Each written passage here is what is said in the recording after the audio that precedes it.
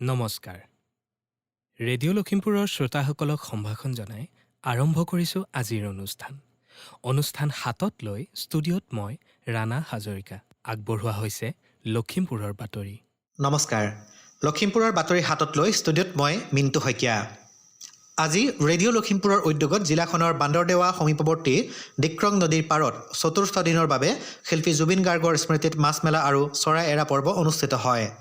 দুপৰীয়া 12 বজাত ডিক্ৰং নদীৰ পাৰত শিল্পী জুবিন গাৰ্গৰ প্ৰতিচ্ছবিৰ সন্মুখত বন্তি প্ৰজ্বলন আৰু শ্ৰদ্ধাঞ্জলি অনুষ্ঠান সম্পন্ন হোৱাৰ পিছতে উপস্থিত থকা সকলোৱে মেলিবলৈ নিয়া জীয়া মাছবোৰ হাতত লৈ নদীখনত মেলি দিয়ে। আজিৰ অনুষ্ঠানত বান্দৰদেৱা আৰক্ষী চকীয়ে সহযোগিতা আগবঢ়োৱাৰ লগতে স্থানীয় বুধবৰীয়া বজাৰ গাঁওৰক্ষী বাহিনীৰ বিষয়ববীয়া আৰু স্থানীয় ৰাইজে অংশগ্ৰহণ কৰি সহযোগিতা আগবঢ়ায়। পূৰ্বৰ দৰেই আজিও হাতিলুং বোৱালগুৰি সমন্বয় যুৱ সংঘ ও কৃষ্টি বিকাশ কেন্দ্ৰৰ সভাপতি মিণ্টু ৰাজবংশী, সেউজ মিত্ৰ ফাউণ্ডেশ্যনৰ হৈ সুকুমাৰ পায়েং, বিতুপন দত্ত, বুধবৰীয়া বজাৰ গাঁওৰক্ষী বাহিনীৰ সভাপতি গিৰিধৰ সিং, স্থানীয় ব্যক্তি দীপেন পেগু, সংঘৰ তৰফৰ পৰা অতুল শইকীয়া, মোহন গোৱালা আৰু স্থানীয় ৰাইজে এই মহান কাৰ্যসূচীটি ৰূপায়ণত অংশগ্ৰহণ কৰে। উল্লেখ্য যে জুবিন গাৰ্গৰ স্মৃতিত ৰেডিঅ' লখিমপুৰৰ উদ্যোগত যোৱা 12 অক্টোবৰত আৰম্ভ কৰা এই মাছ মেলা আৰু চৰাই এৰা পৰ্ব প্ৰতি ৰবিবাৰে জিলাখনৰ বিভিন্ন নদী, বিল, পুখুৰী আদিত দীৰ্ঘকালৰ বাবে পালন কৰি থকা হৈছে। অসম প্ৰকাশন পৰিষদ আৰু সৌদ অসম পুথি প্ৰকাশক আৰু বিক্ৰেতা সংস্থাৰ উদ্যোগত জিলাখনৰ লখিমপুৰ কমাৰ্চ কলেজৰ স্পৰ্টছ কমপ্লেক্সত ভাষা, সাহিত্য, সংস্কৃতিৰ এলানি আকৰ্ষণীয় কাৰ্যসূচীৰে কালিৰে পৰা 10 দিনীয়াকৈ আৰম্ভ হোৱা অসম গ্ৰন্থমেলাৰ আজি দ্বিতীয় দিন। বতৰে বিধি পথালি দিয়া স্বত্তেও আজি দ্বিতীয় দিনা গ্ৰন্থমেলাৰ বাকৰিত জিলাখনৰ গ্ৰন্থপ্ৰেমী ৰাইজৰ ভিৰ পৰিলক্ষিত হয়।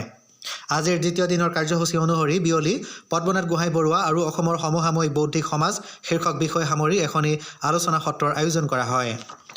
আলোচনা সত্ৰৰ সঞ্চালনা কৰে নৰ্থ লখিমপুৰ বিশ্ববিদ্যালয়ৰ অসমীয়া বিভাগৰ সহযোগী অধ্যাপক ডক্টৰ অৰবিন্দ ৰাজখোৱাই। জিলাখনৰ সাহিত্যিক শিক্ষাবিদ ডক্টৰ মুকুন্দ ৰাজবংশীয়ে উদ্বোধন কৰা সভাখনিত আলোচক অতিথি হিচাপে উপস্থিত থাকে তেজপুৰ বিশ্ববিদ্যালয়ৰ অসমীয়া বিভাগৰ সহকাৰী অধ্যাপক ডক্টৰ জ্যোতিষ্মান দাস, লখিমপুৰ বাণিজ্য মহাবিদ্যালয়ৰ উপাধ্যক্ষ ডক্টৰ ছাজাদ হুছেইন আৰু মনোহাৰী দেৱী কানৈ মহাবিদ্যালয়ৰ সহযোগী অধ্যাপক ডক্টৰ চন্দন জ্যোতি চুতীয়া। আজি সন্ধিয়াৰ ভাগত সাংস্কৃতিক অনুষ্ঠান অনুষ্ঠিত হৈছে। ইপিনে কালি বিয়লি অসম চৰকাৰৰ শিক্ষামন্ত্ৰী তথা অসম প্ৰকাশন পৰিষদৰ অধ্যক্ষ ডাক্তৰ ৰণোজ পেগুৱে গ্ৰন্থমেলাখন উদ্বোধন কৰে। পশ্চিমবংগৰ বিশিষ্ট সাহিত্যিক বিনোদ ঘোষালে বিশিষ্ট অতিথি হিচাপে উপস্থিত থাকে কালিৰ অনুষ্ঠানত। 10 নৱেম্বৰৰ সামৰণি অনুষ্ঠানত অসম সাহিত্য সভাৰ সভাপতি ডক্টৰ বসন্ত কুমাৰ গোস্বামী আৰু প্ৰখ্যাত সাহিত্যিক ইয়েছেদৰ জেঠংছী উপস্থিত থাকিব। গ্ৰন্থমেলাৰ আটাইকেইটি দিনত ভাষা, সাহিত্য, সংস্কৃতি, ইতিহাস আদি ভিন্ন বিষয় সামৰি আলোচনা চক্ৰ আৰু অন্যান্য কেইবাটিও অনুষ্ঠান অনুষ্ঠিত হ'ব। অসম গ্ৰন্থমেলা এইবেলি ৰাজ্যখনৰ মুঠ 8টা স্থানত আয়োজন কৰা হৈছে আৰু ইয়াৰ অংশস্বৰূপে 10 দিনীয়া কাৰ্যসূচীৰে কালিৰে পৰা আৰম্ভ হোৱা অসম গ্ৰন্থমেলা জিলাখনত অহা 10 নৱেম্বৰলৈকে অনুষ্ঠিত হ'ব। ৰাস পূৰ্ণিমালৈ মাজত মাথো কেইটামান দিন বাকী। অসমৰ অন্যান্য জিলাৰ লগতে লখিমপুৰৰ বিভিন্ন ঠাইতো উদযাপন কৰা হ'ব শ্ৰী শ্ৰীকৃষ্ণৰ ৰাসলীলা। ইতিমধ্যে ৰাসলীলা উদযাপনৰ বাবে লখিমপুৰ জিলাৰ বিভিন্ন ৰাসৰ মঞ্চসমূহত আখৰা পূৰ্ণগতিত চলি আছে। আমালৈ অহা বাতৰি অনুসৰি লখিমপুৰ নগৰৰ আহুচাউল গাঁৱত 1972 চনত প্ৰতিষ্ঠা হোৱা লখিমপুৰ উত্তৰ পূৰ্বাঞ্চল সাংস্কৃতিক সংঘৰ ৰাসলীলা উদযাপনে এইবেলি সোণালী জয়ন্তী বৰ্ষত ভৰি দিছে। জিলাখনৰ বিভিন্ন প্ৰান্তত জিলা ভিত্তিত বা আঞ্চলিক ভিত্তিত ৰাস উদযাপনৰ প্ৰস্তুতিৰ বাতৰি আমালৈ আহি আছে। জিলাখনৰ গড়েহগা উদয়ন যুৱ সংঘতো বিগত বৰ্ষবোৰৰ দৰে এইবেলি ৰাস উৎসৱৰ আয়োজন কৰা হৈছে।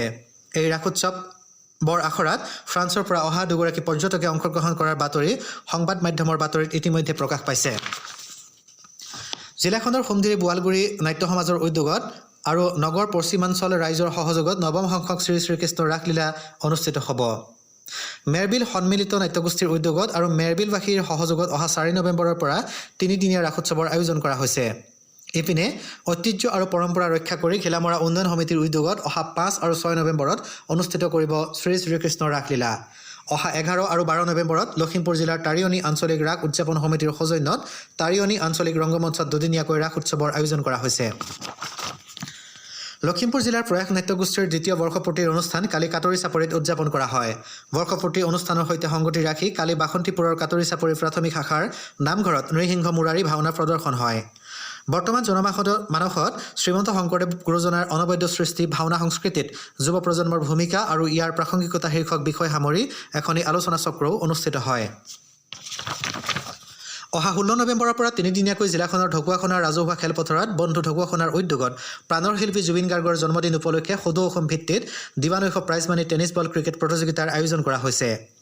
1,20,000 টকাৰ প্ৰাইজ মানি থকা ক্ৰিকেট প্ৰতিযোগিতাখনি ICCৰ নিয়ম অনুসৰি অনুষ্ঠিত হ'ব বুলি জানিব পৰা গৈছে। শ্ৰোতাসকলক জনাওঁ যে আমাৰ লখিমপুৰৰ বাতৰি একেনামেৰে থকা ইউটিউব চেনেল আৰু ফেচবুক পেজ ৰেডিঅ' লখিমপুৰৰ জৰিয়তে শুনিব পাৰিব। নিয়মীয়াকৈ বাতৰিসমূহ শুনি থাকিবলৈ ফেচবুক পেজটি লাইক নাইবা ফ'ল' আৰু ইউটিউব চেনেলটি ছাবস্ক্ৰাইব কৰিব। আমাৰ আজিৰ নিশাৰ লখিমপুৰৰ বাতৰি ইমানতে অন্ত পৰিল। পৰৱৰ্তী বাতৰি প্ৰচাৰ হ'ব কাইলৈ নিশা 8 বজাত। নমস্কাৰ। শ্ৰোতাসকলে ইমান পৰে লখিমপুৰৰ বাতৰি শুনিলে। এয়া ৰেডিঅ' লখিমপুৰ। আজিলৈ ৰেডিঅ' লখিমপুৰৰ অনুষ্ঠান প্ৰচাৰ ইমানতে সামৰিছোঁ। পৰৱৰ্তী অনুষ্ঠান প্ৰচাৰ হ'ব কাইলৈ নিশা 8 বজাত। কাইলৈৰ অনুষ্ঠানত পুনৰ লগ পোৱাৰ প্ৰতিশ্ৰুতিৰে আজিলৈ বিদায় লৈছোঁ। শুভৰাত্ৰি।